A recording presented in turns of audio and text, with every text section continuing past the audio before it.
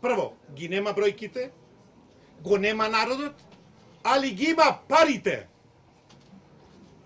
Малку му беше 2,5 милиарди евра. Ја исправна сметката. Брза, за година и нешто.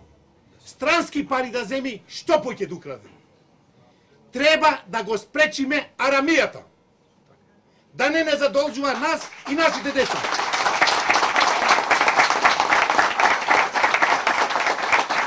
Ви гарантирам, тој не сака ни редовни избори.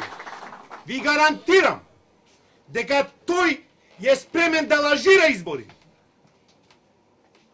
Него му се случи народ 25-ти, него му се случи народ 5-ти и него само народ ќе го спречи. Никако тој не ќе му овозможи народот, ќе ја суспендира демократијата со полицијата. Ама не може полицијата да биде посилна од народот. Јас знам дека народот сега, тој се прејде, дека народот ќе му рече стоп, стоп, излези на избори.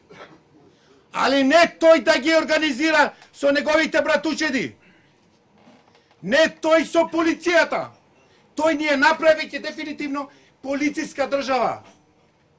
Абе им кажува дека во сајтот да тужеле граѓаните А1.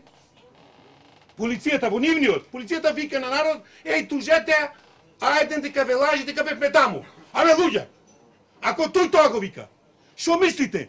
Тој ќе дозволи избори. Тој не дозволува избори.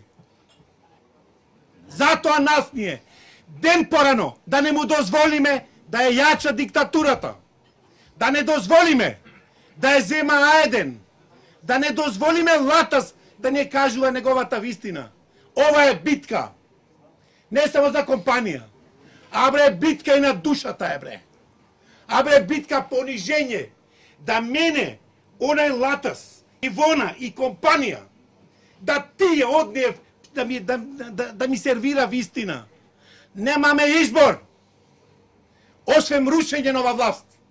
Рушење на власта на Латас и на Груевски. Затоа сматрам дека треба да се собериме. Ден порано. Не треба долго да ме оставиме. Можда јас гледам дека многу луѓе кои што дискутираат, зборуваат, ја асоцира само на една работа, а тоа е правна несигурност, која што владее со државата.